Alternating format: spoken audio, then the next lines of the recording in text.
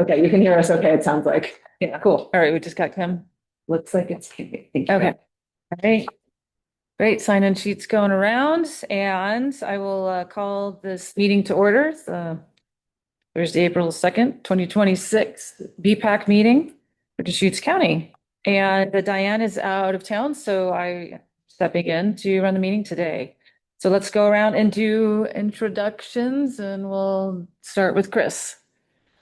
Chris Cheney, Tanya Saltzman, Deschutes County Staff Liaison. Jennifer Latz, City of Sisters and co-chair of BPAC. Wendy Holzman, tech member. Michelle Rhodes, Ben Lapine Schools, visitor. Yes, I am. I'm not a BPAC member, so. No. Tarek Rawlings, Deschutes County. Pat Adabo, BPAC. Dave Roth, BPAC. David Green, BPAC. Bob Nash, Redmond, BPAC. Mark, BPAC. And then Kim. The lone Zoomer. It's Kim Curley from Curley Consulting, and I am a BPAC member. Also, Derek is zooming in too, but I think he's on his bike right now, so he's coming. He's literally zooming. Okay, All right. thank you. Okay. Do we have any public comments? Do we have any public here or in zooming in? Chug along here. So Tarek is going to give us a Deschutes County TSP 2025 update. And you're up next if you're ready. Yeah. I'm gonna join Zoom, and just to clarify, it's the 2026 Yes. TSAP, so Okay. it's not the TSP, but it's the Transportation Okay. Action Plan Right. that was just I adopted. was wondering why we were doing a 25 TSP, but I I think was it's rolling with it. a clerical Yeah, fix it. thing, but yeah. So I'll try joining here shortly, but sorry, I'm a little slow on the Zoom connection, but. Just kind of some background though, is I think Neil is still a BPAC member, is that right? So he's I haven't been here, but he's likely provided you guys updates along the way. He's a part of the safety working group for the TSAP update itself. So I don't know if I'm gonna repeat things he said or just kind of like add to the general context of everything, but let me see if I can get on one more time. Not what, oh, Neil's on there. Neil's there we go. I'm just gonna, it seems like it's struggling. Hi, Neil. We're just waiting for Tarek to get his presentation started. Sounds good. Yeah, Neil, if you had anything to add just preliminarily about your time on the safety working group too, I haven't been here for any updates you might have given, but Neil was a valued member of the safety working group for TSAP, and I'm sure he's given you guys a lot of helpful information along the way. So I'll probably be pretty high level today, Neil, but if there's anything you wanted to add before we get started, hopefully this thing gets started. Perfect. Yeah, I don't know if I have anything super specific, but these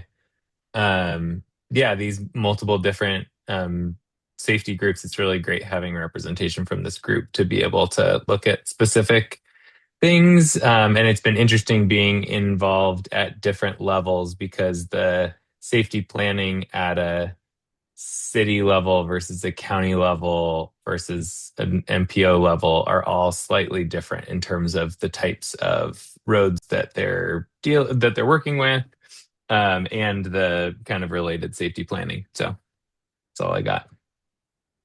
Awesome, and I think that's perfect timing. I think it's slowly adding me there. I can also just add. Go for it, Michelle, That is please. Ben Lapine Schools representative that was invited to participate in the walkabouts with Sure. Deschutes County Road Department and Kittleson and Associates in the south. Well, anywhere that the county roads were, right? So that included Buckingham Elementary here in Bend.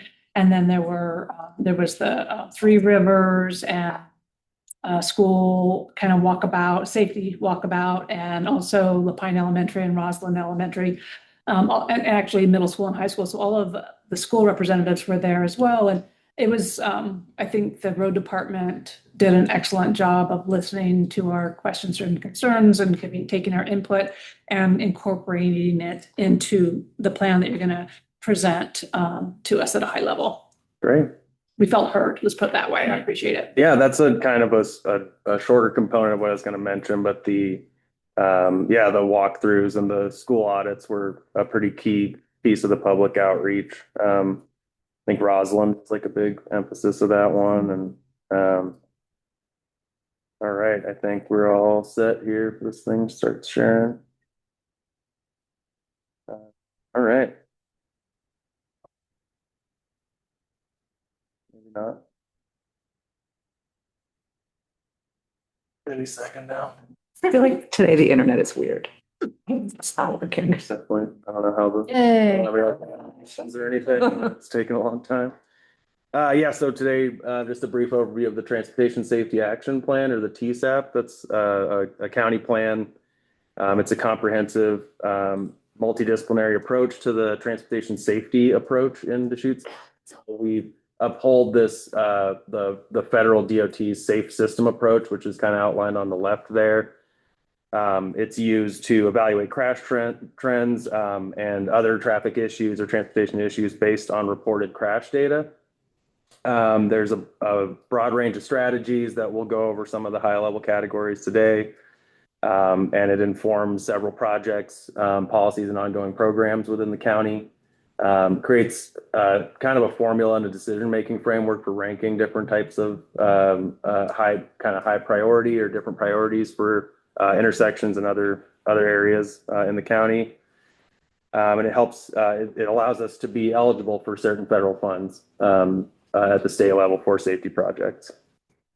So the ultimate purpose is to eliminate roadway fatalities and serious injuries on the county's road system using infrastructure improvement strategies and multidisciplinary approaches. So this is an update to the 2019 TSAP, which included the three cities outside of Bend. And so this is 2026. It's supposed to be about probably about every 5 years, but this was initiated within that 5-year window, but was just adopted late last month. So we've updated the study area, like I mentioned, to just include the unincorporated county jurisdiction. So it's not incorporating those 3 cities any longer. And we've basically a lot of this is prompted by the new crash data. So we've incorporated the new fatal and serious injury crash data. And then the SS4A grant program requires us to be updated. So that's another reason for why we've initiated this update. So like Michelle had mentioned, there's several pieces of public engagement that came up throughout this process. One was the school area safety audits. A lot of that was focused around the schools proximal to Lapine. And like Michelle was mentioning, we had our engineering staff and the consultant, which was Kittleson and Associates, kind of do walkthroughs and actual site visit audits of different problem areas and issue areas. There were some virtual open houses that were, I think you guys were informed of, that were in May and December of 2025. There were some coordinated news releases. And there might have been even like separate outreaches from the county road department. And then there was the safety working group committee, which included Neil, like we'd mentioned before, as a BPAC representative. So just a quick overview. This is a lot of just random numbers here, but the notable crash statistics are from the window of 2018 to 2022. There's a total of 2,715 crashes on the roads, county roads. There's 22 of them were categorized as fatal.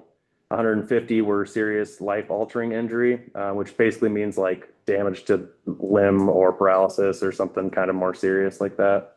24 of the 24 human lives were lost across those fatal crashes. And some of the main factors were the risky behaviors of speeding, impairment, and then improper equipment usage, which is basically failure to use your seatbelt. Vulnerable users were pedestrians, bikes, and most notably motorcycles. Pedestrians were and bicycles really were pretty similar percentage of total crashes and fatal and serious injury crashes, but the motorcycle users really spiked with 3% of total crashes and 21% of fatal.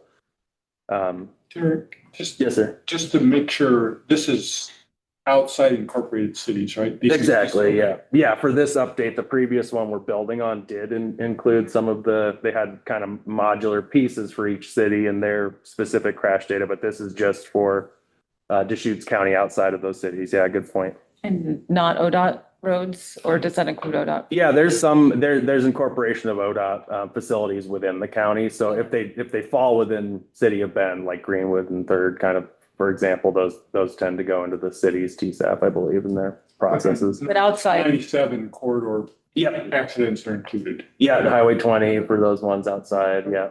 Sorry, and this also includes the unincorporated communities like Tumalo. Yeah, good point. Yeah, perfect, Chris.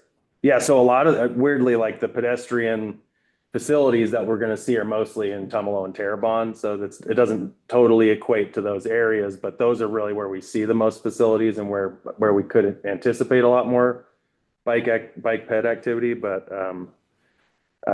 yeah, I'm not sure exactly where all of those crashes were located, but there's some that have been in the news recently that are obviously like Tumalo was one that was recent, things like You that. said this data was from 18 to 22? Yes, sir. Yeah, Okay. you got it. So these are kind of the main detailed pieces for, there's sort of two main categories, I would say, where there's like locational, site-specific areas that got preliminary designs produced from the consultant. That's on the left side there. So these 5 areas were really high priority. Jack Pine Loop and is pretty problematic on just south of Lapine if you've been there. And then the others were 3 of the main ones were or 2 were really like north highway 20 towards just north of Tumalo there. Pinehurst has some pretty interesting renderings, and then Erickson, Torkelson. And then again in Lapine, Day Road and Amber Lane. So all 5 of those have these preliminary engineering sort of mitigation ideas there that are not necessarily going to be the final design, but they were complicated enough that I think they were prioritized for a preliminary design. And then on the right, there's these kind of more broad approaches, which are systemic improvement strategies. So they've noted 5 specific locations, but they're not the recipient of specific preliminary designs at this time. They're slated for these systemic improvements, which I'll go over a little more in the other slides here. So there's 5 total categories of systemic safety improvements. I'll kind of just briefly go over them, but the first is road and lane departure countermeasurements. So roadway and lane departure is someone like veering out of the traveling lane, departing the roadway entirely. Those countermeasures include chevrons and other markers. So like the arrow signs for kind of longer point turns, other signage too. Just kind of delineating the road, letting people know if there's turns or intersections coming up. Road widening in general, guardrails and rumble strips. So those are all designed to keep people within the traveling roadway within their travel lanes. Corridor access management countermeasures are designed to help reduce crashes related to driveways. So it's pretty much if there's a lot of the time, especially in the work I do kind of day to day with development, I see people having to consolidate multiple driveways that may have just been established decades and decades ago. A lot of these farm properties have sometimes 2 or 3 in a row. And it gets really problematic if you can think of one car coming out in the driveway nearest the oncoming traffic, and then there happen to be potentially 1 or 2 other cars behind them. The sight distance gets compromised. There's potentially the closure of some existing driveways, and then the relocation of some if there's really issues with sight distance or any kind of approach distance problems. And then there's pedestrian bicyclist countermeasures, which are obviously about reducing crashes involving those vulnerable user groups. You've seen the green bike lanes and buffered lanes, which usually have kind of those plastic delineators that are you can kind of run over, but they're more of a visual director. Sharrows are pretty frequently used. Refuge islands and curb extensions are typically a little more improvement and engineering related. Intersection lighting is increasingly more kind of something we're talking more and more about. And then and other beacons, and then raised crosswalks are also things that we would use them. On the bike and pedestrians, since these are, except for 97 and 20, which are state and county roads, pure, the others were more just pure county roads. Are they related to a bike going the wrong way, a pedestrian trying to cross the wrong spot? Is it at an intersection where cars pull out and don't see them?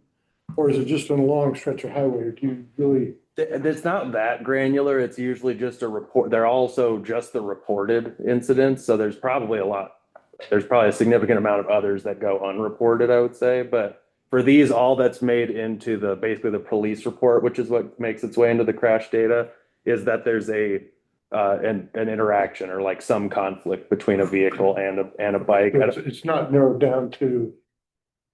The fault of the user or something like that. Yeah. Going the wrong way, Yeah. They give by a crosswalk, coming out of a driveway, There's some, I suppose you could kind of infer, they give location, basically, very, very general location for where the crash happened. But no, it's not really that granular of like involved. Sometimes it might be nice to kind of know if it was, a driveway or pedestrian being stupid going across, or a bike riding the wrong way, or it'd be nice to know down the hole a little bit, so to speak. Yeah, definitely. I agree. I think Michelle.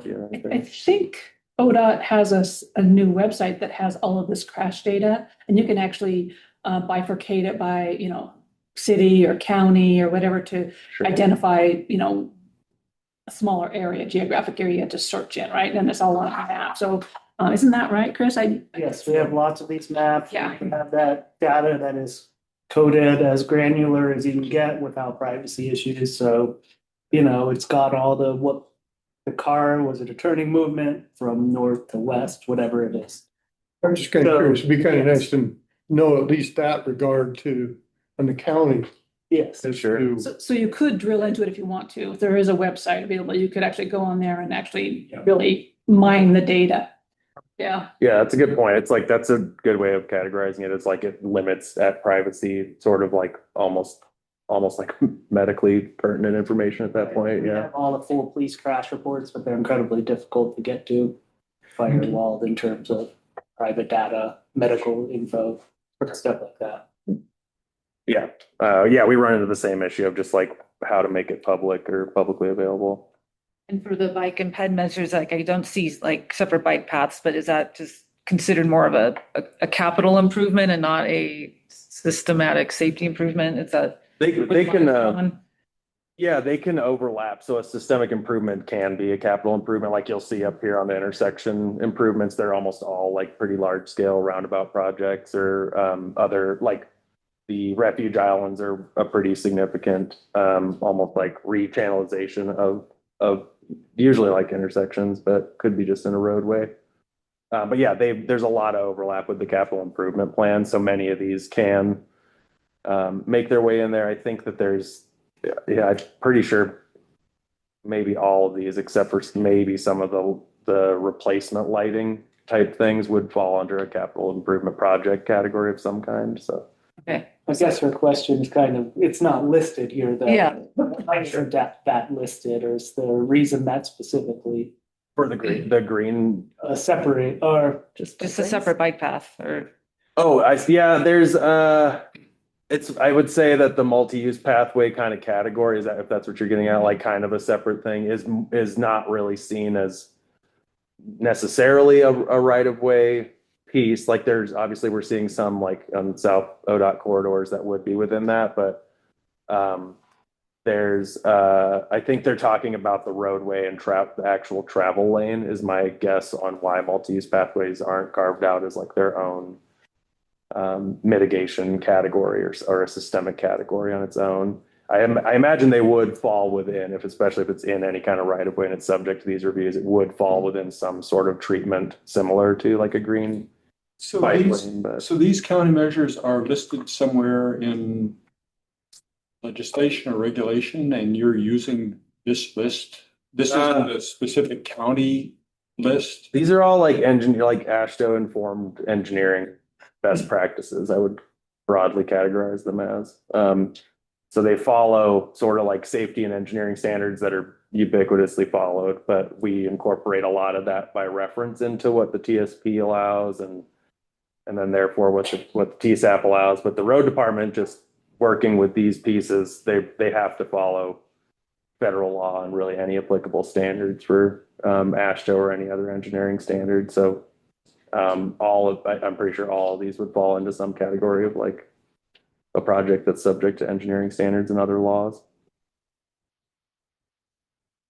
I think another thing that is helpful to use the term countermeasures is that the federal government or Department of Transportation actually has a really great study or a report about effective countermeasures that help Sure. reduce fatalities or injuries. And so some of these kinds of broad categories are listed in that report, and it's helpful to use this terminology because it can help set you up for success when you're applying for grants. Sure. You know, Yeah. if you're applying for a federal grant and you're using terminology that they understand, it helps set up the county for success in those grant applications. Yeah, that's a really good point of just like a shared vocabulary around a lot of these descriptions.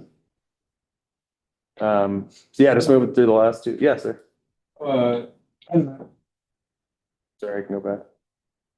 I'm trying to figure out how to ask the question. So the locations that you listed earlier, Mhm. those were chosen because there were crashes at those locations, or were Yeah. they? Okay, Yeah, a higher number of like fatal and serious injury crashes. okay. Is there any look back at the county road network to look at places that are maybe similar to these places, but didn't happen to have a crash that year in the time period we're looking at? I mean, it's building on the previous TSAP, which would be a different time frame, and so that, and it's usually, honestly, it's usually pretty consistent. Like if there are problem intersections back then, unless there was some really large kind of undertaking in a new design, then it continues to be a problem typically. Or if we did a treatment and it still has fatal crashes, then it's time to like rethink it through this update. Yeah, I mean, it's usually just cumulatively building. I know it's from that window, but it's building on patterns of accidents, patterns of just be like traveling transportational use of those facilities over time. So you look back at past TSAPs, but you're focusing on what, 5 years of crash data since the last one? right, the updated data, and there's just like improved methodology usually with each of those windows. It tends to be the best, most informed approach to use just the recent window, even though you're building on, like we often reference, if we've built out any of the projects that were in the previous TSAP, it's obviously like we don't need to worry about that as much anymore if the fatal crashes have gone down or leveled off, or it was successful. Because there was a project. Yeah, because we identified a project before. Yeah. Last question, maybe on this part, is when you were looking at those particular sections, you might say, did you take into account the amount of traffic and then the accidents? So you try to prioritize if one had 10,000 and one accident versus 500 and one accident. Yeah, definitely. I mean, like they tend to be on higher functional classification roads, which have a higher capacity and you almost always a higher average daily traffic. So it tends to pretty much equate to a higher usage, higher capacity. And I mean, you just get more public comments about those things. Like it all sort of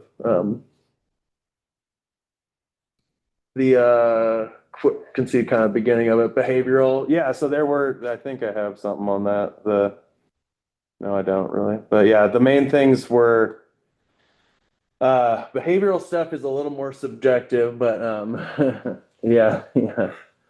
Well, this is Kim. I put a comment in the chat.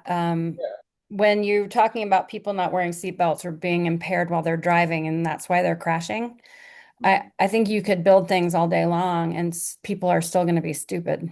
And I wonder what we're doing, if anything, in these plans to like do more community value raising about speed or about vulnerable users or whatever. And I know that's not what the road department does, but maybe it's something BPAC could do. I mean, honestly, I don't know if it was word for word mentioned during the board's public hearing for the adoption of this plan, but this always comes up with where the education piece, is kind of outsourced to maybe other like community options is really helpful. I don't think they're going out and doing like the impaired driving piece as much, but just like navigation and safety measures types of things are great for those groups and then BPAC and really anyone else. COIC has something right now that they're Right. working on. Yeah, exactly. On the more educational side of it. Sure. Focus on fatality. So at least that's last I heard ongoing. Yeah, that's great. And we honestly, like they tap us for just input on kind of their campaign for educational things, but they're super helpful and we look to those folks that do it best, kind of nonprofits, and COIC brings so many different people together. That's really helpful. And then the only other thing I'd add, Kim, is it kind of just branches into only one other group, which is enforcement, and that's really at the capacity of like law enforcement, and that turns into especially with school zone speed limit setting, things like that. That's almost always a really big component of the safety considerations. Are like, how would you can put a flashing beacon, speed limit sign as much as you want or as prominently as you want, but it's who would enforce it ultimately that might actually make a difference. So yeah, we see that come up a lot. It's a really good point, Kim, and I would say it does fall into those two categories, like education and enforcement. I'd be happy to kind of help target sort of any of these specific areas, or just generally if we did want to look more into educational campaigns. I'm at least partially available to kind of like involve myself in things like that as much as I can, but I think it would be kind of independently a lot of BPAC's undertaking if you guys were to pursue educational things like that. So that's a great idea. The last two systemic safety improvement categories are intersection countermeasures. These are kind of the big, exciting designs and projects that you might see out there. So the motor vehicles and intersections are basically the emphasis point there. Probably seen some of these things like stop ahead markings and flashing signs like we talked about, but they have rumble strip approaches and warning signage, and it goes all the way up into things like reducing the skew angle of legs of an intersection. So you per engineering I'm not an engineer, but like it seems like every intersection we run into tries to shore up all of the legs to be 90 degree. So if you have one coming in at a weird angle, it's skewed, and it tends to reduce or just complicate kind of like sight distance equality from all those different sides. And it's a lot of evidence showing that improves any kind of intersection usage. Left turn lanes are huge. I deal with that a lot with kind of like site specific development things. There's a lot of you queuing on major roadways that requires left turn lane warrants. And then acceleration lanes are also kind of a little bit similar to that, but you've probably seen those where you can like take a left onto a larger classification road and ramp up into the speed just on kind of like a third channel there. And then generally there's also speed management strategies. This is very broad. There's way more than what I've just listed here, but dynamic speed displays, splitter islands, signage, both LED and not, centerline posts, and then narrowing of travel lanes is kind of an interesting one. You've probably seen that in Tumalo, like we've had that on with the concepts for the new roundabout at Tumalo Road. That has some lane narrowing that's been at least preliminarily involved in those designs. Do we have any seasonal speed limitations? in the county? Not that I'm aware of. Yeah, the season, I mean, yeah, that's a really good point. I know there's the study criteria for just a single speed limit is pretty cumbersome. So I don't know how that would make it into any kind of, yeah, none that I'm aware of. Yeah. Good. Chris, question for Chris. We came back from Redmond last night. I hadn't really paid much attention, but having the acceleration lanes brought it to my attention. I think it's 61st on 97 heading south. Added that acceleration lane, which is a great idea. And it's got, I know nobody follows not crossing the white line, but you got the white line and then little white dots, and that's where people are supposed to cross in. 2 cars last night cut in across the white line and almost caused an accident. Is there any way you can, I don't know if they would work, but these tall, what they're called, fixed cones, they're skinny, about that big around, and I don't know that high. Could you put that along the solid white line to help stop people from cutting across when they shouldn't be? I don't know, I just saw two cars come across last night. Yeah, I mean, the point, we could channelize it, but we generally don't want to, because then it forces that entire action. So. But I'm this way it actually would not force the engineer. people Right, to accelerate and not come over until you Right. get to the, I hear you. My understanding of the concept is people can merge over them, but it gives you that entire length runway instead of forcing it to one point, because then people have to stop or slow down. So it is. but there is the lane is still there mm, during where to be merging over, so it's just, anyway. Yeah.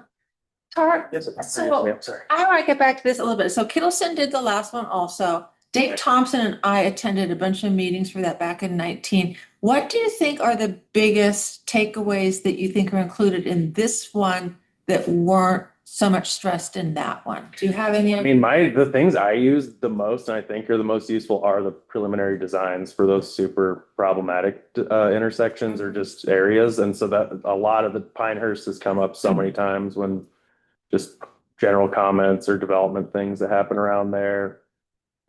They tend to change a little bit, but I would say like the biggest ones for Pinehurst is big for Tumalo, I would say, just thinking really long range. That's combining like the sanitary district, the potential for a little more increased growth. I think that it's wise to have Pinehurst and Highway 20 be anticipating that growth or that the increased trips, especially northbound. So then I mean, I don't know if you've ever tried to do that turn, but it's really like if you're trying to come up. I just sit there on 20, but I've never tried to Yeah. cross that point. Yeah, if you're coming on the north side, Pinehurst, and trying to go left down into Tumalo, Yeah. it's really scary because it's on the end of that curve. And so some of the I think that's a really good example of what I think the biggest takeaways are, where it's a design, it's a transportation project, but it's really anticipating a lot of the regional growth and a lot of the increased trips that might even be like decades down the line at this point. But So that's a little more motor related. Is there Yeah. anything more from the active transportation side of things that you think have been a major difference from the last one? I mean, so even just on that same design topic, there are some it informs a lot of project consideration. So if someone wants to put, this isn't going to happen, but if someone put like a 40-unit apartment complex into Tumalo, that would, we would consult the TSP and the TSAP and the capital improvement project and say, you're going to throw a ton more trips out onto the roadways themselves, but at the same time, that improvement, just one-off, can prompt us to require sidewalk improvements and things like that. Okay. So they can be, it's usually just adjacent to the property that's in question, but also where they might be distributing trips in the most concentrated way. But so those things do make their way. It's a chain reaction of where, like, okay, someone's proposed a thing that's really tipping this threshold over, and now we have to look at the TSP and amend the TSP to maybe add new sidewalk projects to something like Tumalo. But I would say that's kind of more pedestrian side. On the other side, if we start looking at combinations of things, this isn't really in the TSAP, I would say, but if we start looking at stuff like the 97 interchange in Terrebonne, the increase the sewer district that's going into Terrebonne right now, and all that undertaking is really similar to Tumalo. There's these conceptual scenic bikeway connections that are currently in the TSP, but really only in conceptual form. And that might take on more detail or gain more momentum as there's like increased long range attention placed on Terrebonne or really anywhere else along that corridor. So it comes, it's weird. You kind of wish that you could foresee a little further out and plan in a more detailed way for these active transportation facilities, but it often is prompted by someone proposing development, at least in my experience in the county. Eric, are there any sort of successes from the last TSAP that you can point to that didn't show up on this TSAP because of something the county did?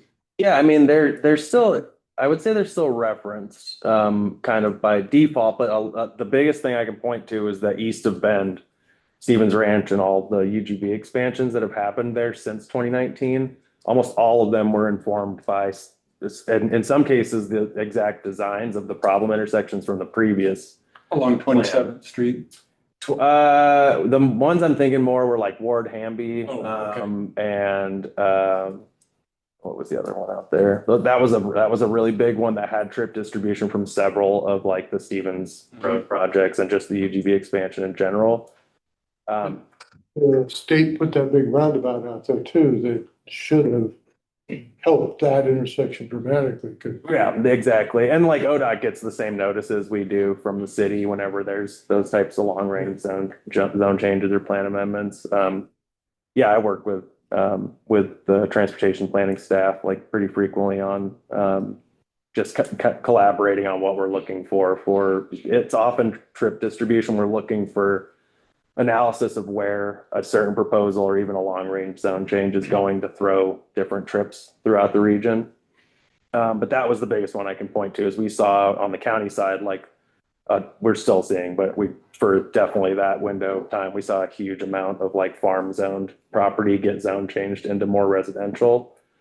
And just by that default zoning category, they were going to foreseeably increase the traffic there. And so every time one of those came up, there was often a lot of the Ward Hamby, like Dickey Road area kind of stuff that was brought up. And they're sort of they almost have like some of them have speed zones or speed labels on them that are really pretty archaic at this point, almost back when they were farm roads and just kind of a default like 55 mile per hour designation, things like that. So that was helpful, I would say, in my experience. That was the most helpful thing from the previous.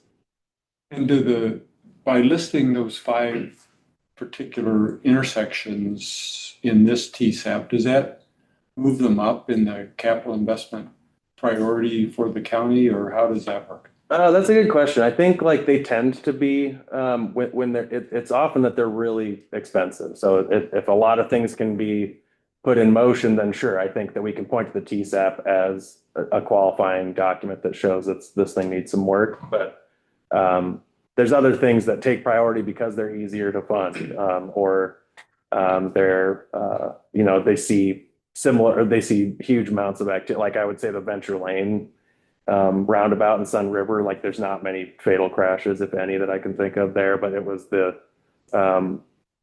just the congestion problem and the safety of maneuvering those signals that made that a priority. So there's a lot of different rankings for the priority, but safety is huge. Like if one does come up and there's a discussion about where to rank something, I think the TSAP's a very compelling piece to add to that. I had a question or Sure. combination question comment too, because I have done a lot of work with the Pine School areas and participated in that safety audit.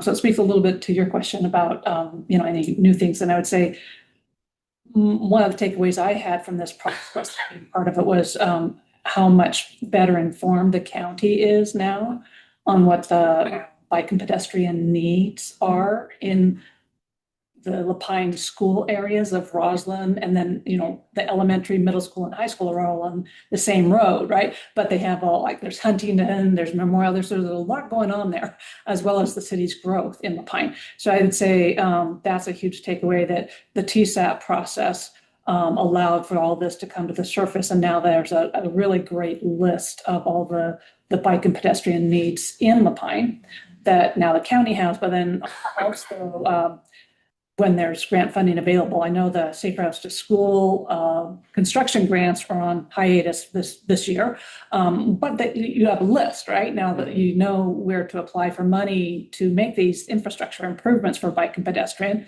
But then also, the city of Lapine has launched its TSP process. So could you speak a little bit about how this process and the city of Lapine TSP process connect and inform each other? Yeah, definitely. That's a really good point too, is like the audits were much more like modernized, I think detailed. The walkthroughs were really pretty key thing for this update.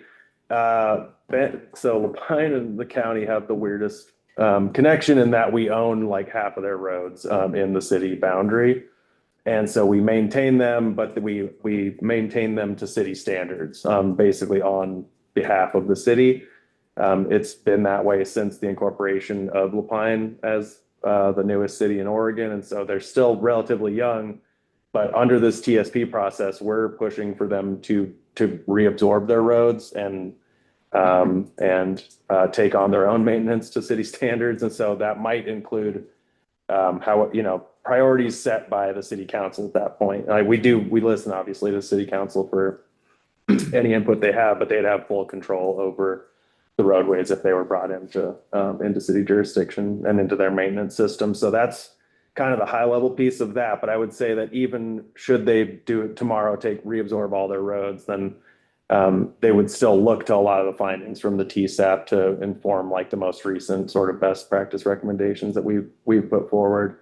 It involved representatives from Lapine the whole time throughout the TSAP process, and similarly, we're on the steering committee or the technical advisory committee for the Lapine TSP update. So we're kind of interjecting like our TSAP findings, anything really that's like Lapine adjacent into that process, but with the overarching theme that we're hoping they take their roads back. So yeah.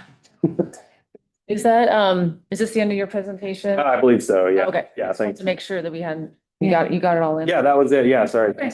Good discussion. Neil? I'm going to stop sharing, but thanks everyone. Okay. And then Neil, did you want to add anything, being our rep on this process, or? I don't think so.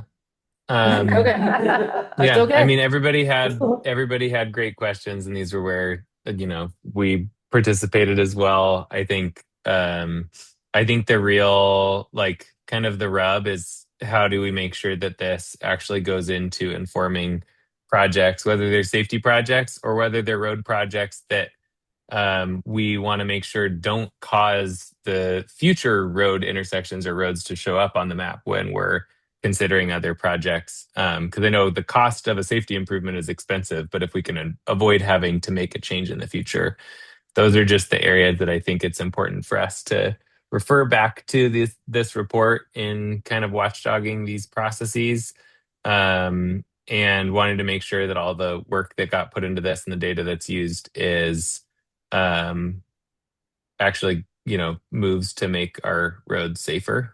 And if they're not, then reevaluating our safety planning process and saying, well, it's not working because our roads aren't getting safer. So I think this is a great opportunity to do that. All right. Thank you, Neil. And real fast, I think you did a lot of extra that wasn't done last time, the walking groups and stuff. I don't recall that being part of it. So I think there's been a good movement forward on some of those areas. So thanks. Good to hear. Yeah, it's great to have insight from the previous update process too. So thanks, Wendy. Okay. Any other questions or? All right. Well, thank you very much, Tarek. Yeah, of course. That was great. Thanks for coming. Yeah, and we hope to not have this sit on a shelf, but go. Yeah. Go do your thing. I think it's a good idea to watchdog it like Neil. Yeah. Okay, we're gonna move on to updates from all our kind of partner and friend organizations here. So is everybody, everybody up there? I want to make sure nobody's snuck in. Oh, Matt? Matt's phone is here? All right, Matt's phone. Okay, so I don't see commute options. Yeah, okay. Ben Parks. Nope. Yeah, neither. Just, I'm not sure we'll get there, but Ben Parks is sponsoring the South County Deschutes River Trail project, and I'm the BPAC rep on that. And there's an open house tonight at Brookswood Elementary from 6 to 8:30 or 6 to 8.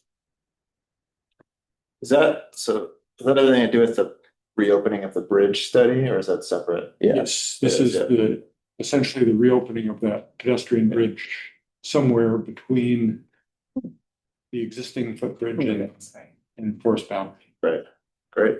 If you don't mind, I could also let people know, I'm not speaking for commute options, other than I know that commute options has launched its Get There promotion during the month of April. So if you have interest in participating, your employer participating in the Get There challenge, you could go onto the commute options website and look that up. Again, that's happening in April. Yep. Okay, thank you. CYC, CET. Nobody, have we had anybody for a while? CYC? Bob was here last month. Okay, all right. Yeah. I wasn't here last month, so okay. Thank you. Yeah, Bob was here. Lapine. Anthony is not on. Okay, we did hear some stuff about Lapine, so that was good. I feel informed. I can say that they are finalizing their, right there for the on Venture Lane that was mentioned. They have 2 new roundabouts that are going in, and they're kind of finalizing that design in that area. So that might be, I think all the open houses are done, and now it's just that they've gotten down to one particular design. It's almost like a barbell design that's going to be adventure. That's first time I've seen something like that in the county. I think it'll be interesting to see how that works. Okay, Senator, That's that's it. That's all you want to say? Same thing? Okay. Did you get a lot of trail use with the lack of snow this year? I mean, were people just out biking instead, or do you know? Yeah, we did. I mean, I will say generally Sun River was slower than normal. Just because a lot of people come from the mountains. There wasn't a lot going on. But I think I mentioned before, we finished up a big pathway safety task force, and now we're doing a bunch of implementation stuff on it. And it'll be interesting just to see how that works after this year and what evaluation tools we have to see the success. Because we're pretty good at moving very quickly, but we're not really good at evaluating what we've accomplished. So that's going to be a challenge for us. Yep. Fair enough. I think a moment to celebrate. Yeah. Yeah. Overrated. All right, thank you. Ben, there you go. Derek. All right. Hey, everyone. Okay. Topic du jour, traffic diverters, modal filters. Mixed reviews by the community. Some people love it and some people don't. So these were our traffic diverters, traffic calming devices to enhance our low stress networks, particularly our bend bikeways. And there are 6 total diverters. 3 are in the Old Bend neighborhood. 3 are River West, kind of like along 15th at Cumberland, along that corridor there. Those got installed a couple weeks ago, and we're getting a lot of comments from them. We have some engagement that we're working on. One is there's an Old Bend Neighborhood Association meeting that's going to be on the 15th of April, specifically to talk to community members and residents about this. And then there's another one on I believe April 7th. That's going to be at Broken Top Bottle Shop at I think around 5:30, and that's for River West. So just it's we got some flyers out, we put them in, and people, it's just something new, right? Everybody's like, oh my gosh, this is new, what do we do? So we're doing our part. I'm going to be out there next week doing some outreach and engagement. Yep, we've got a lot of articles on the source. Councilor Mendez was out yesterday doing some press interviews. I think overall they've been effective at changing the travel patterns. I think people are just kind of having issues like we had to remove some parking and people can no longer access some alleys to their house. So we just, are making some tweaks, and we're noting that this is a pilot project. If we're going to do permanent solutions, maybe we can make them look a little better. They're just these kind of big concrete barrels out there. There's a lot of signs sticking up. So a lot of comments on like the neighborhood aesthetics and things like that. And so, we're really testing this concept. We're doing some data tracking. We have before traffic counts that we're using. We're doing another series of traffic counts. We hire a vendor to do those.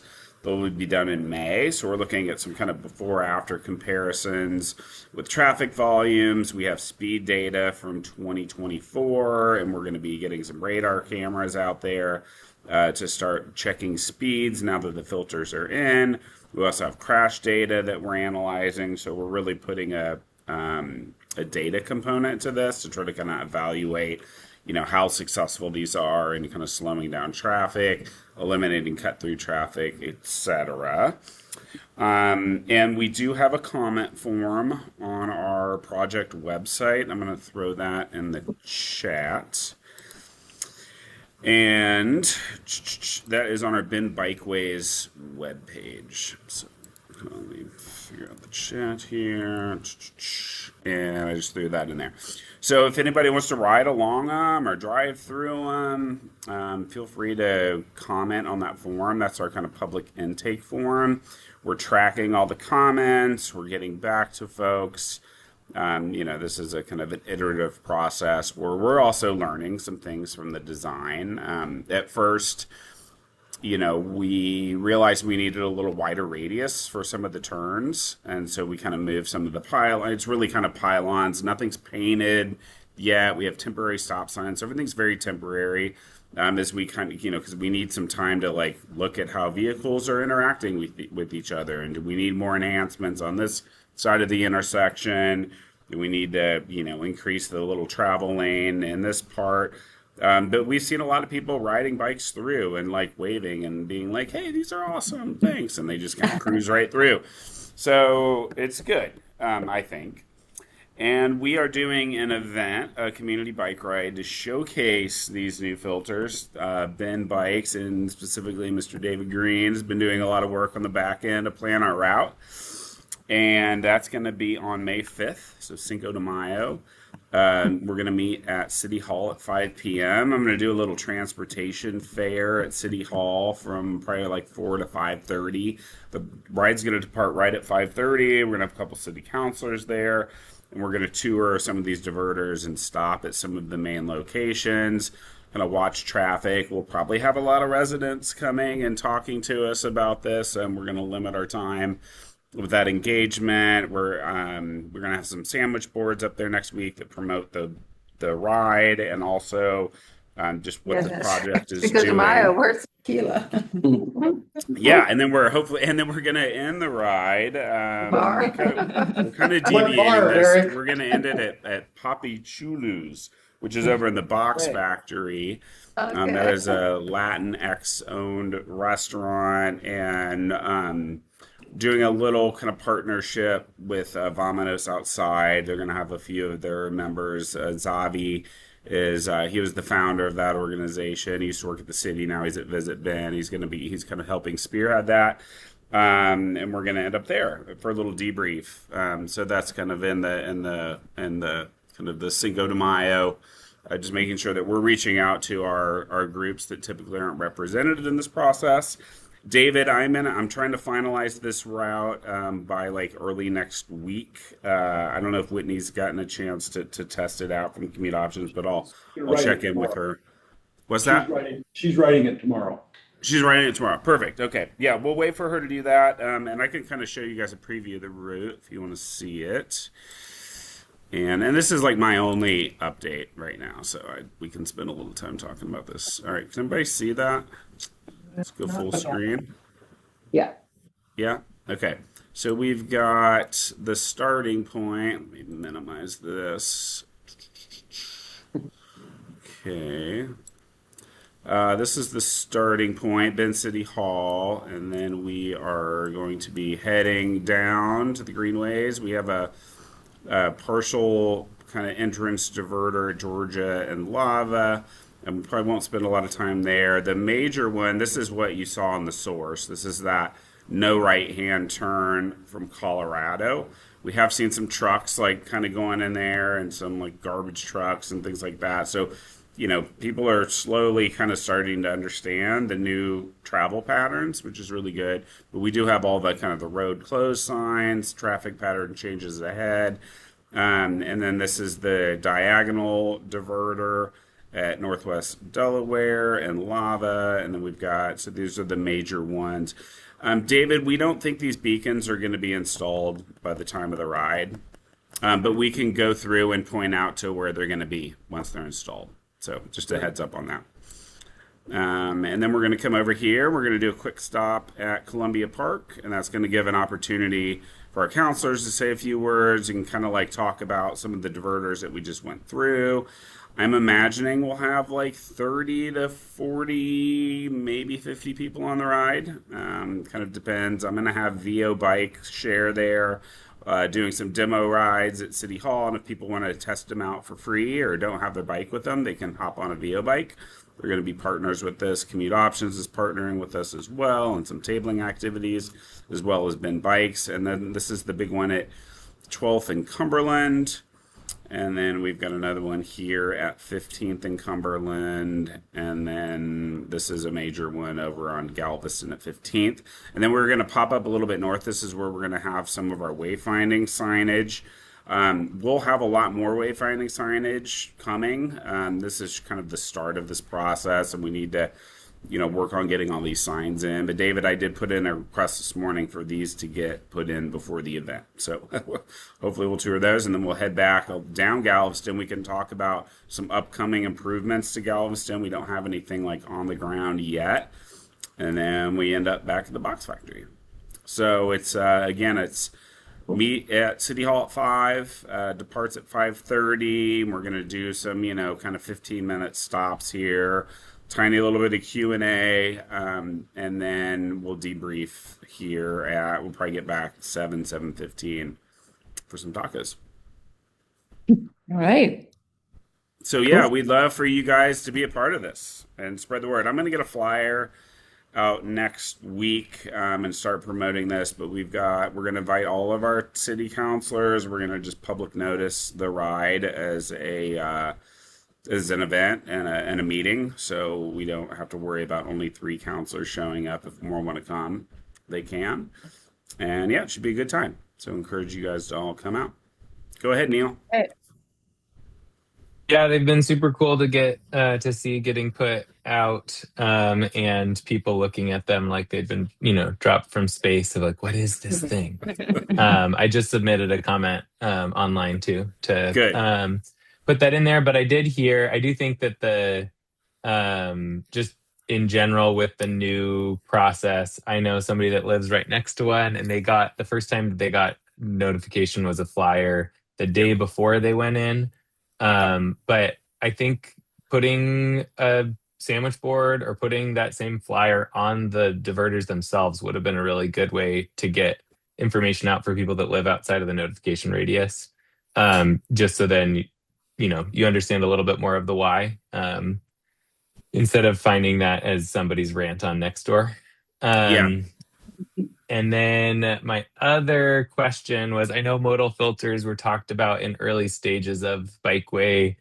And And one of the questions or concerns was the bikeways were also being considered for um, higher priority plowing, plowing priority in the early or with the city of Bend's plow like priority network.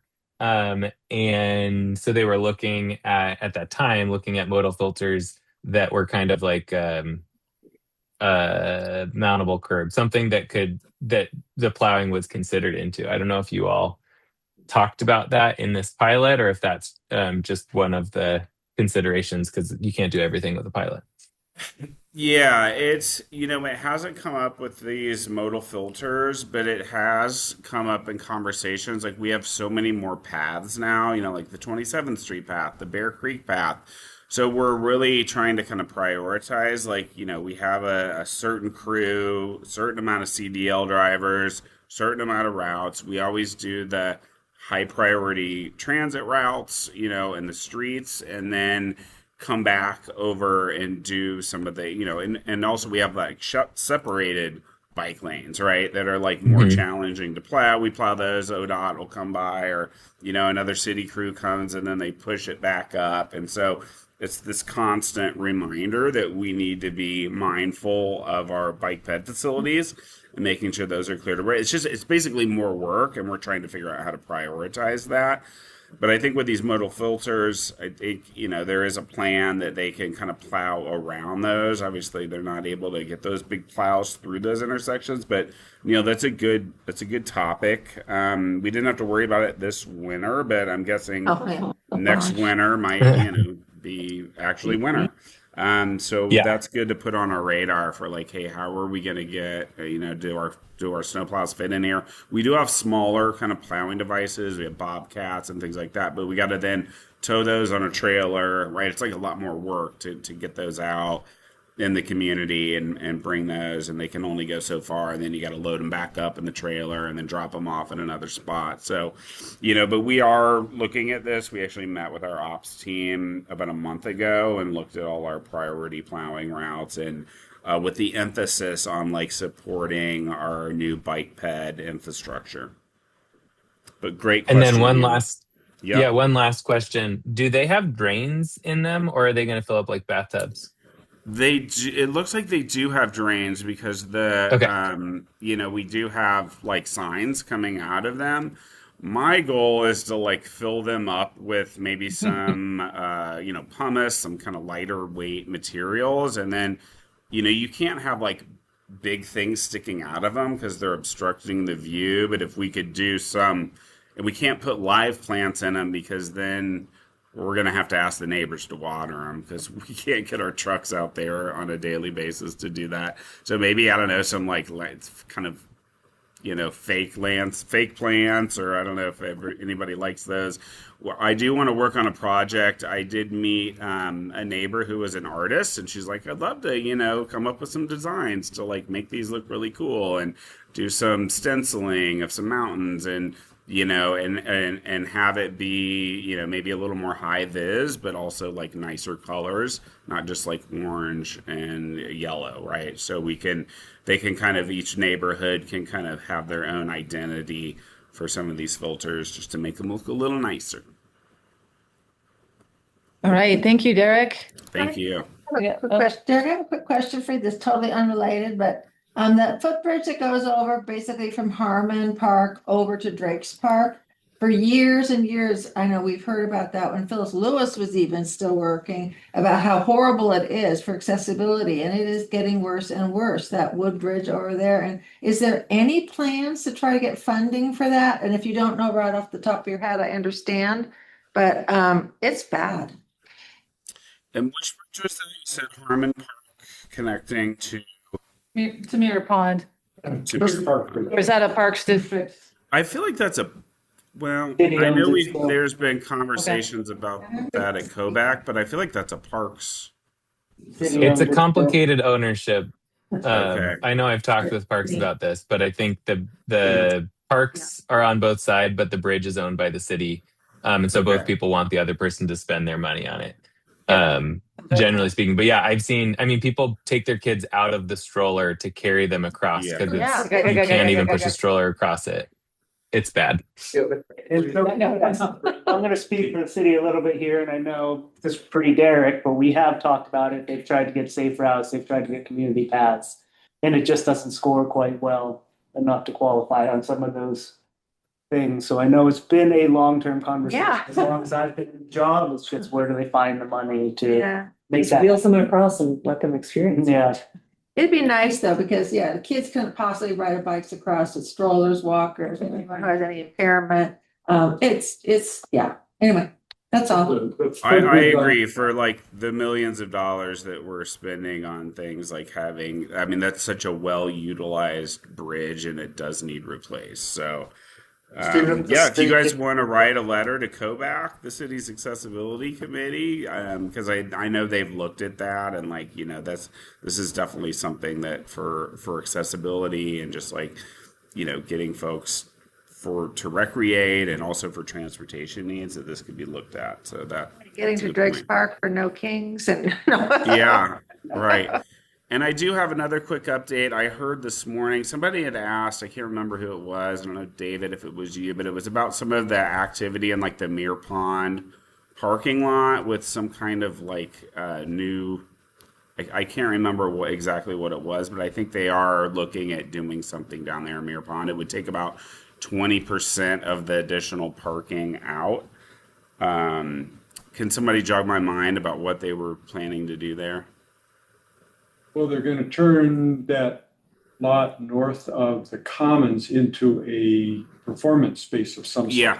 Yeah. So I think there's a funding gap there, but there are some conversations about, so it wasn't just, you know, something, a whisper, because it got picked up in the news and I was like, where did that come from? And you guys asked about it, but I just met with Jo Wells. She's one of our architects that designed our building and works at the city. She's involved in that project and working with our economic development team to see if they can patch together some more funding. I think they need about $3 million more to make something happen there. So I'll let you guys know if there's an update on that. But there are talks of doing something. So just wanted to make sure I circled back on that topic. Right. Thank you, Thanks, Derek. everyone. Yeah. Sisters is up next, and I'll save all the good stuff for next month. So I hope everybody's coming up or work on your Yeah. carpooling or whatever you need to do. Drive down here all the time, just saying. No, but we have the city and Sisters Trail Alliance both lined up to present all things sisters. The one exciting or different thing is that we agreed for the city, the staff proposed, we approved the funding to pay for a really quick and dirty bike ped safety study on the Cascade Avenue corridor, which is basically Highway 20 going right through downtown. Really kind of just focusing on that from the new roundabout to about where the Forest Service office is. So basically that core downtown, I would have liked to see it go from border to border, but because we had a fatality a couple months ago, kind of put a burr in everybody's bonnet. And so, had a couple of people from Kittleson come in and we did that last week, had a couple of meetings. They spent a few days in town kind of observing and they gave us some recommendations. It was great. We invited some business owners downtown, restaurant owners, especially people who are constantly staring out their window and seeing all the things, seeing all the near misses, and using traffic data. And also when, the goal is to get that bypass between roundabout and roundabout to be a truck route, an official truck route blessed by ODOT someday, hopefully in a few years. So that will kind of, the cord through downtown will still be ODOT, but it won't be a truck route anymore. It'll give us a little bit more flexibility on what we can do and implement. Obviously, we're really limited and we can't put in, tiny roundabouts and speed bumps and all these things that trucks don't like, but that might be able to change. So the recommendations are going to come to us kind of a little bit in a tiered fashion. But there were, the quick and easy signage, paint, things that we're hoping they can get it in front of council, we can kind of approve it, maybe even be done before the beginning of the tourist season. So to really try to make it more pedestrian friendly downtown. So, So you've already got the recommendations? yeah, it was freaking dirty. They haven't like given us the report, but we had kind of a before and after meeting. They were 3 days apart. At the before meeting, they spent 24, 36 hours, different hours observing traffic and travel patterns. It was spring break, so at least we had some tourist traffic too, which was nice. Yeah, and then Friday morning it was like, well, this is what we saw. Cool. So yeah, I mean, it was that trade-off of is it as comprehensive as it could have been? Again, I would have liked to seen a whole corridor, but and we had to talk about the whole corridor because that people come from somewhere, and they're coming at a certain speed. But yeah, just feeling, and I think people felt like we're gonna get some good stuff out of it. And hopefully, we can implement that in the next couple months with partnership with ODOT. So ODOT was in the meeting as well, at least first meeting. So that's it for Sisters. To save all the good stuff for next month. So Redmond. I missed the last Redmond meeting, so I don't have much for you. Oh, I do know they had a presentation from Don Morehouse, MoDOT, on the Deschutes Triangle. Hmm. I haven't heard much about that. The only other thing is the city of Redmond is currently gathering input on developing rules for e-bikes, scooters, etc. See. Yeah. yeah, that's no thing. That's how much bloody carnage there is from that. So I assume that would be the Dry Canyon. Mainly the dry. There's really nothing, there's really nothing else at this point that rises to the level of, Sure. in the future, we're gonna have the wetlands north of town. There's a big, huge park planned from the south edge of town. But right now it's the Dry Canyon and, the e-motorcycles whizzing by you at 40 miles an hour. Yeah. We're just gonna ask that question. Council understand the difference between e-bikes that are official e-bikes in the state and Yeah. the e-motorcycles? Oh, yeah, there's, Okay. in fact, kind of the recommendation to us was please come up with some things that are easily enforceable, like pedals versus no pedals. So Yeah. I think they're kind of. So with the e-motos, is the city of Redmond, the police department willing to enforce that?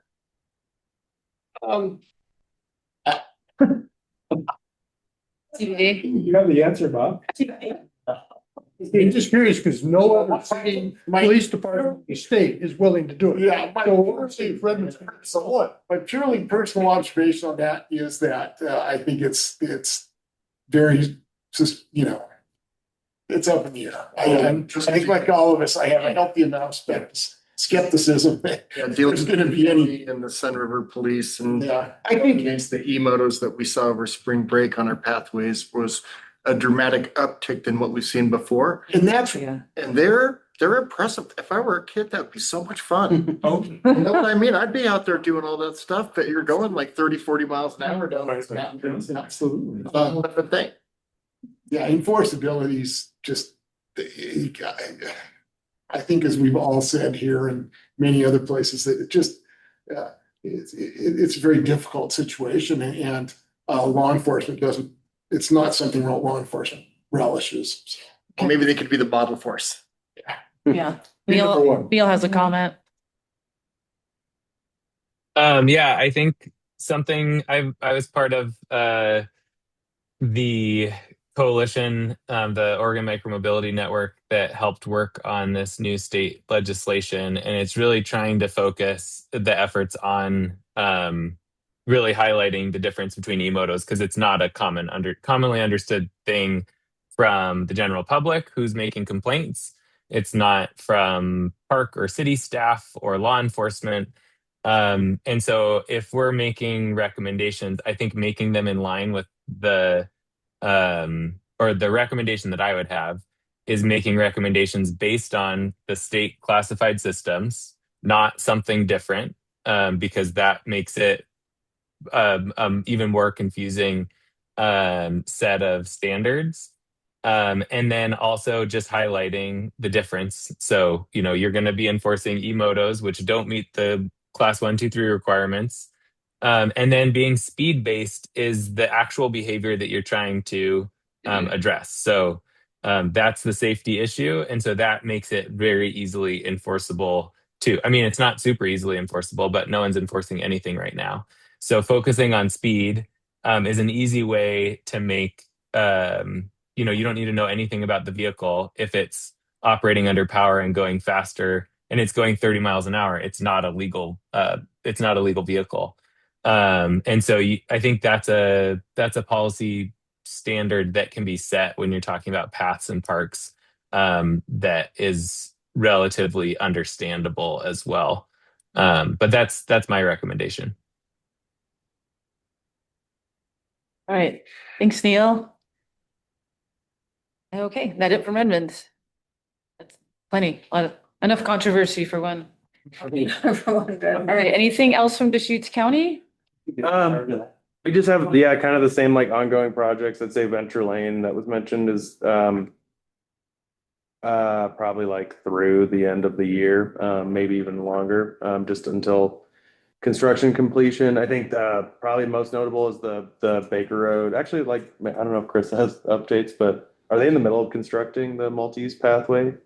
Haven't started yet. Yeah, I think maybe went out to bid fairly recently or something, but maybe not even. But Not. yeah, okay. So I know it's like priorities have shifted a lot, as we all know, and but it's in the STIP and it moved forward, and I continued to get written comments from a couple oppositional folks, even well outside of the deal process, just asking if there's anything I could do to stop it. And so Why can't you do anything? there's nothing to do. So yeah, it's still, I guess that, it'll be in the STIP for the foreseeable future. And then whenever it's, slated for construction, that's probably something to keep an eye on.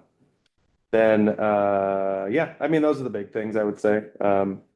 Terrebonne Community Plan is kicking off. I don't want to steal Tanya's thunder, but Oh, wow. exciting stuff. Anyone's, I've been talking about this a little while.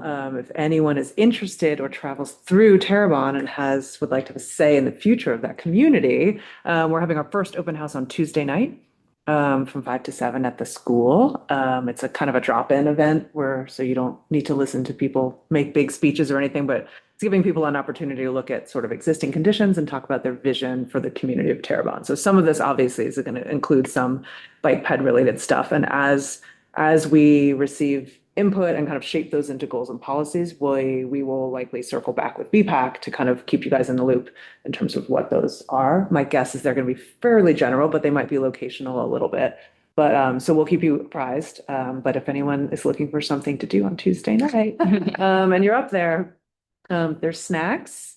Everyone loves snacks. But we're just looking forward to finally kicking it off. Oh, cool, that's exciting. Yeah. I would go, but I'm out of town, but Sure. because you said snacks. All right. Thank you. Chris, Yeah, quick updates. what aren't you doing? I guess is maybe the list. Slight review from talking about our budget for a while. Yay. So somewhat normal budget for at least a few months till legislature kicks up again.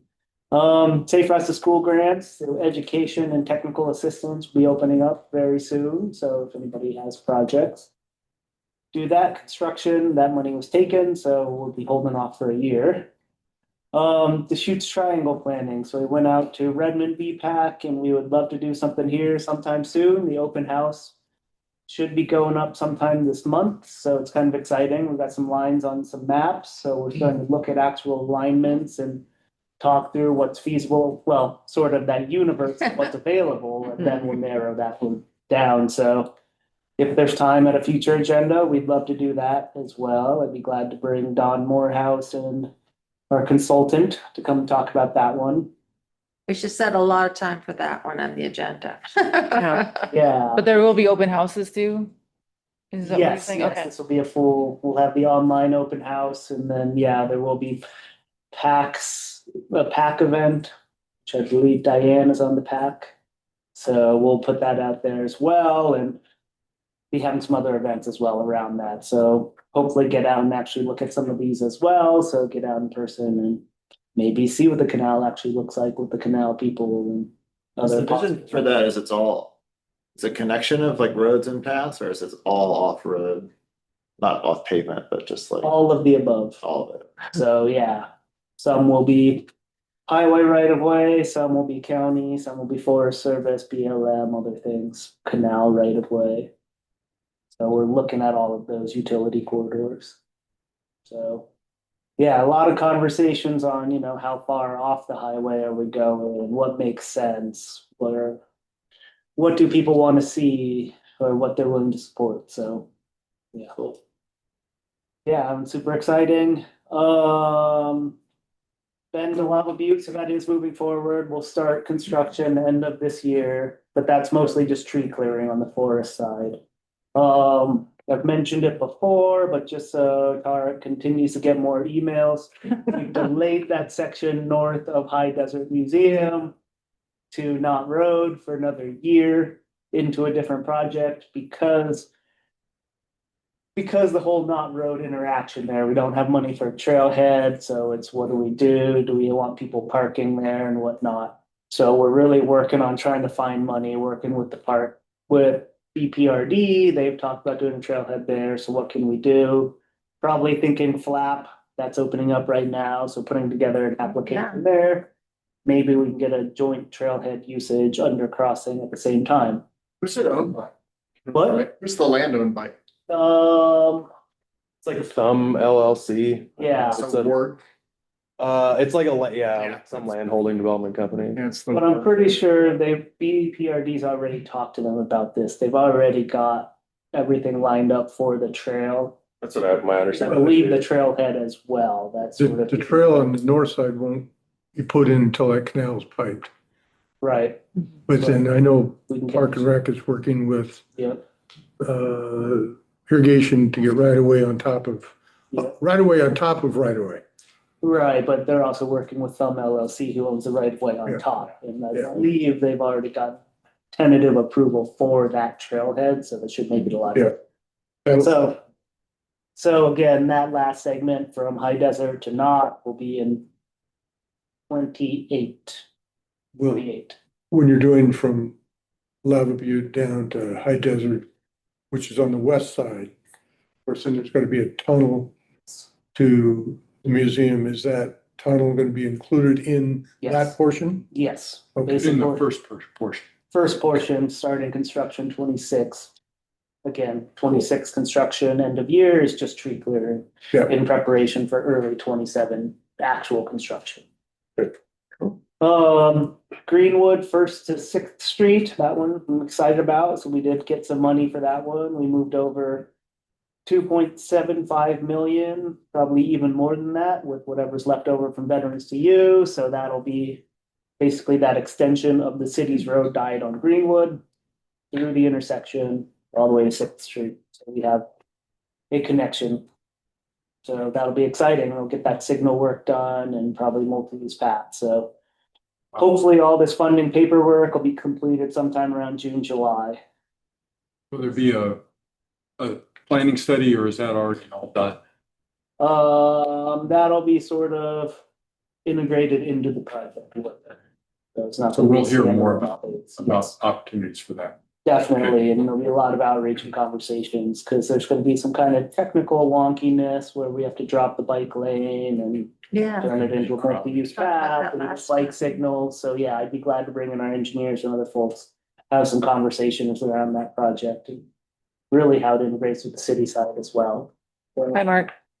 yeah, and then US 23rd Street crossings, those are coming along, so, I think I've mentioned these before, but unfortunately, people keep dying on Third Street. So we have some rapid response money, so we're doing our crossings at Norton and Lafayette, and we're still planning the even further north one, so that'd be like Vale, Seward, and Underwood.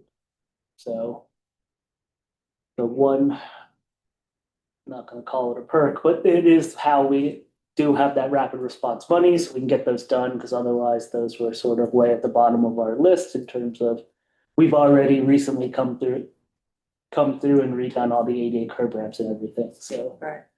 Oh, so curb ramps are already in all 5 of these?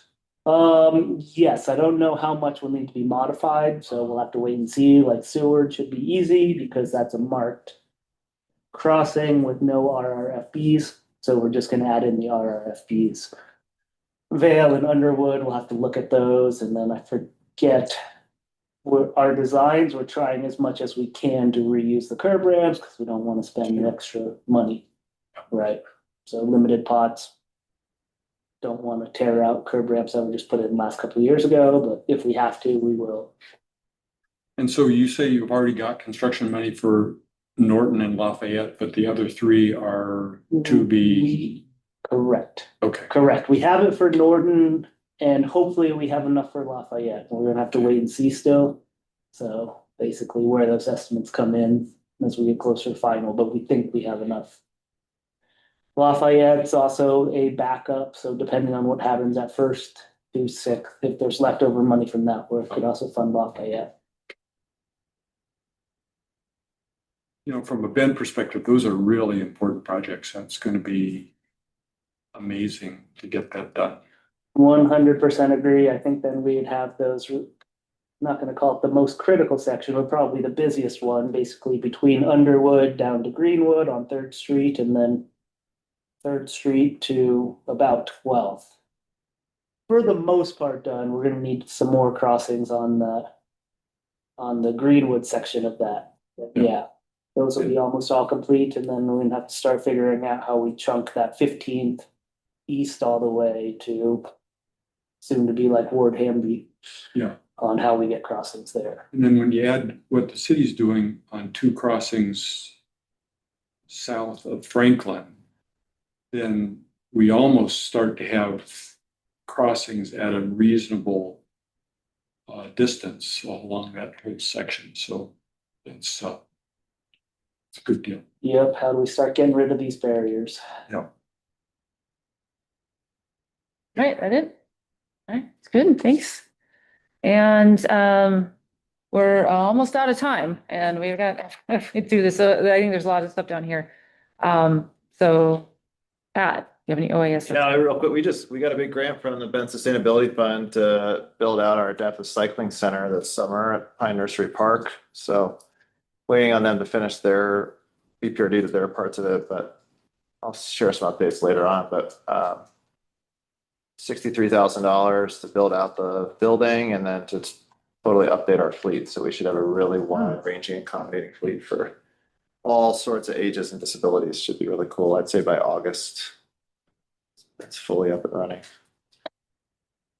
All right, thank you. And then, yeah, if you want to throw in something real short. Yeah. High schools, yeah. Thanks, and couple of updates for you related to construction things. The school system will continue to move forward on building out as much of the High Desert Middle School path that our Bend MPO COVID relief funds will allow us to do. It's just the money's just not going as far as it used to, right? So we have $75,000 of construction money that Bend MPO awarded through, it was a COVID relief fund award in 2024. So there isn't enough to do the incomplete path from High Desert Middle School up to Ferguson. So we're going to do as much as we can to the standards that need to be there so that as the city continues to develop that area, then, you know, the network will get completed because Ferguson is going to get a roundabout. So we don't want to put anything all the way to Ferguson that just might get dug up, you know, during the roundabout construction. So again, there'll be quite a bit of construction going on there. We're going out for bids soon for that. And I applied for some transportation, ODOT, transportation safety office funding to hopefully do a three-phase approach to reducing the number of illegal violations of our stop arm deployments on our school buses. You know, if you think about all of those kiddos who are pedestrians before they get on our buses, right? And right now, on any given day, there are at least 69 violations of that stop arm deployment. So those are 69 situations on any given day that a person could be injured or killed. And it could be multiple because sometimes bus stops service multiple kiddos, right? But it's going to involve education. So part of the funding that I asked for was for a public education campaign, because as we talked about, Kim talked about it too, how important it is to educate people. And then also the technology solution to install cameras on our stop arms. And then the third part of that is enforcement. And so that would capture video that would, then we could give, the police agencies could have to issue citations and help deter that behavior. But again, we obviously have to do the big public education campaign first. But all three public safety agencies have signed on for doing this with us if we're awarded the money. So that's Sun River Police, Deschutes County Sheriff's Office, and Bend PD. So that's exciting. Fingers crossed. We'll know in the next few days whether or not that money will be awarded.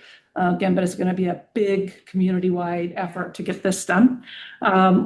On April 15th, some of you are probably tired of hearing this because I see some of you in multiple places, but on April 15th, we're doing our Jumpstart Train the Trainer program in Lapine. So if anybody would like to, I'll say fine tune, pardon the pun, related to tuning up our bikes. Anyone wants to fine tune their trainer skills, meaning train the trainer skills so I was thinking for Oregon Adaptive Sports, if you'd like to send anybody to that training, again, it's training the trainers.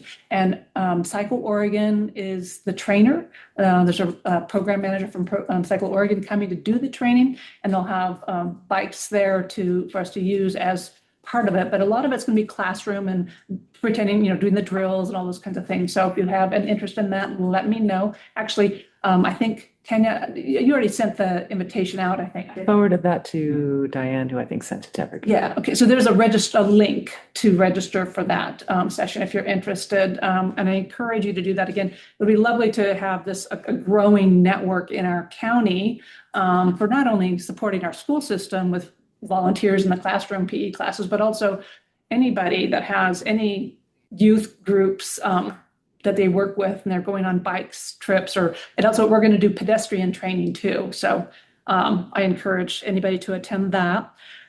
And then we also have events going. There's one on April 10th and one on May 6th. Again, the school related, walk and roll to school events.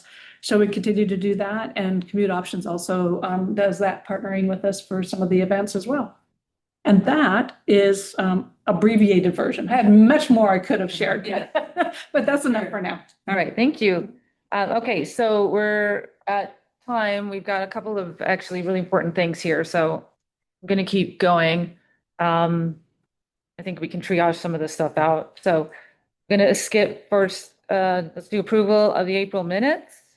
They were weird this month, and I apologize because I wasn't here, so we made the AI robot do it, so they're a little wonky. Please don't do it again. Yeah, I'll try not to hit my head again. So thanks, David. So that was just a blip, but hopefully, and then also, David, I know you took your own notes as well. So thank you for that. But that is not an indication of the direction of the minutes to come. Okay. As long as my brain still stays. We still have to approve them though? You do still have to Yes. approve them. Okay. Would we approve Second. All right, a motion. on the non-AI? Yeah.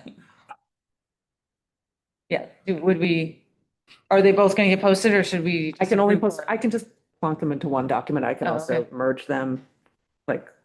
It's just a little extra work to do that, but I can do that. I move that Yeah. we approve the I think we've moved to seconded it already, so. Okay. Well, he's Oh, allowed I see. to. Okay, We haven't there's voted yet. another, Yeah. the non-AI. Yeah, and we have a motion to just approve the David's version, the Taylor's version. Okay, I was too old to get that, but do people want to do that or just merge them and let people enjoy them, both versions? Doesn't matter. Okay, we'll just merge them. Okay. Yeah. Motion and a second. All those in favor say aye. Aye. All right, great. And committee business, I'm going to just skip a little bit ahead to expiring term. Yeah, thank you. End of June.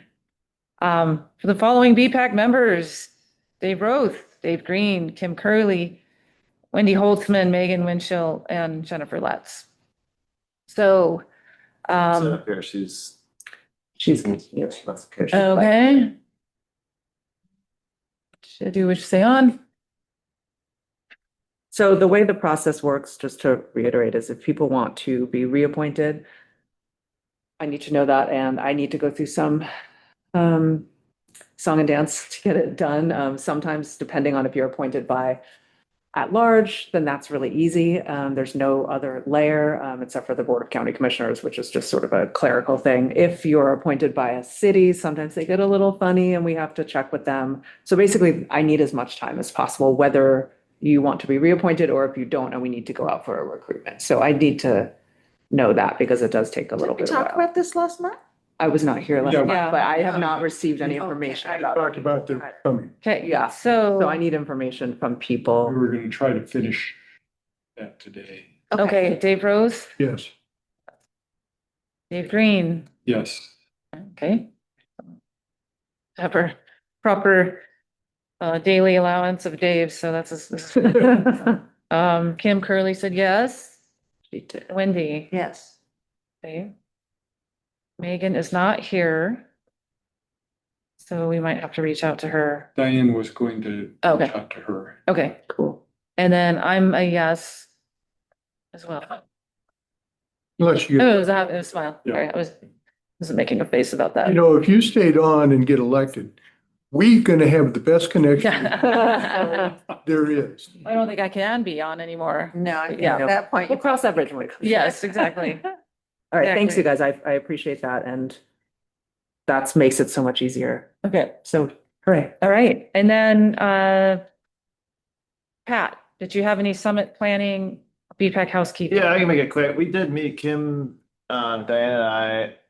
Kim asked the question why, and I think that's part of what we want to just carve out some time in next month's agenda to have a little bit more organized conversation around that. So we have some initial things talking to COCC, like logistically, but it felt as a newer member, we were kind of just going through the motions of something we don't know why we're doing it. So given the time, I think we need to carve out, like we did today, we spent a half hour, 40 minutes with a special topic. I think we need to do that for the summit and sort of just overarching BPAC assessment of some housekeeping. We have some 4-year-old goals that are on the website and things like that. I think if we can address some of those key pieces, it'll give us direction on what we want to do with the summit. So Okay, that's the short of it all. do we have, so it's Sisters next month, Next month. and then Yeah. I don't have is there anything in July? Do you remember we're going to Redmond's? Redmond, June. June, okay, sorry, because that's the orders ones. Yeah. So July would be the first. So July would be the first opportunity. Is that okay to wait a couple months, or should we try? Fine by me. I think the summit is on hold until Right. we have this kind of Okay. housekeeping meeting. We So have an existential BPAC conversation approximately once a year. Yeah, okay, yeah. it feels like we're due for that. Yeah. Okay, so. It makes sense to do July. We re-up whoever's kind of fresh start for the year of terms too. Oh, yeah, Yeah, that's a good idea. So that was the gist of it. okay, I'll get that to Diane. I will say we would love to do a BPAC and talk about the Deschutes Triangle, but Mhm. we can also do that as a one-off, because I know your agendas are pretty busy. We could invite everybody. Oh, That yeah. works too. Yeah. A one-off meeting here at ODOT, whether it's at a Yeah. different Tuesday or whenever works, but we could do that by straw poll if that Okay. works. Because you said, yeah, you already got Redmond already got the triangle presentation, so that would be really redundant if we did it up there, so. Okay, yeah, I mean, yeah, or another, yeah, like you said, another event, or if there is like a open house sooner than later, that hopefully, Yeah, by then he may know more about a possible open house. yeah. Yeah, I okay, like the idea of the one off a little bit, just an open house personally, but. okay. All right, is that good enough? I think that's plenty. Okay. And then, I don't know if anybody has, anything on here, on our working groups, external committee reports, anything like that, is there anything anybody's burning issues or anything they've worked on. Correct, doesn't meet till next week, so. Right. And I'll be out of town, so be somebody else from, so I can't tag. Doesn't think I take good notes. I did. Okay. Yeah, I will say one thing with the summit was that I noticed that Portland and Trek out of Portland State, their transportation school at Portland State, they have a summit that is this month. And I can try to find the link to it. It might just be really interesting to look at it and see what Yeah, they it'd be do. great, at the summit. And I mean, they frame it as the Oregon Bike Ped Summit. Oh, it's Active Transportation Summit. I'll be Yeah. presenting. if Oh. anybody wants to nice. go. Bring back an agenda. Maybe. Well, it's already online. Yeah, you know. Welcome to see But- that. But yeah, I know, I just saw that. I don't know why I saw it so late, but yeah, I was starting to look at the agenda for ideas or just, yeah, what I think it's like. people doing and what are people interested Yeah, in? what are we trying to accomplish? That's where Yeah. we started getting down. I mean, I like the time, the existential. I haven't been a part of one of those yet. So I feel It like. happens every year. Like, Every year.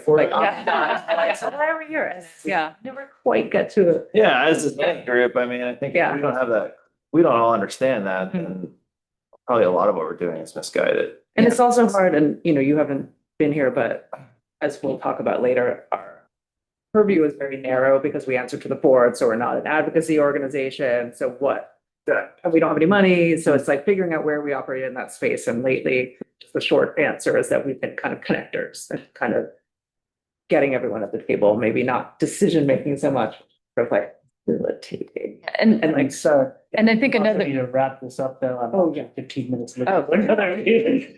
Yeah. So- yeah, and that's an ongoing issue And as well. We're Yeah. And I'll just say one thing for that central conversation is that the Board of County Commissioners is going to change drastically come January. Between the Yes. commissioners, it might be also a good topic to talk about what's our dream list of what we want to do more, or want to change direction or something, to have that prepared. So when that new commission convenes, then we're prepared to say, hey, we're here and this is what we really want to be doing, and can you help us with that? So. Timing is good. Yeah. Yeah. All right, and with that, I will adjourn this meeting. Thanks, everybody online and on phone for attending, and we'll see you in Sisters. Oh, Neil, do you have an announcement? Or are you just waving? Oh, Just Thanks, waving. I put everyone. my stuff in the chat, but I'll send out an email. yay. Congrats on the baby, Neil. Yeah. Thanks. What, I missed this? Yeah. Congratulations, good wife. Yeah, exactly. Coming soon. Coming Yeah. soon Another, to a bike Wow. path near you. yes, Sorry, we didn't exactly. notice this till now. You know, our kids are growing out of all this stuff, so. Oh, yeah, that's good. We got 2 Pregnant or it has to be? years worth of 2 Are you babies. having a baby? Perfect. I'll reach out, Pat. Excellent. He said he probably won't be at the next. Right. Bye. Thanks for hanging on. It is- Bye, everyone.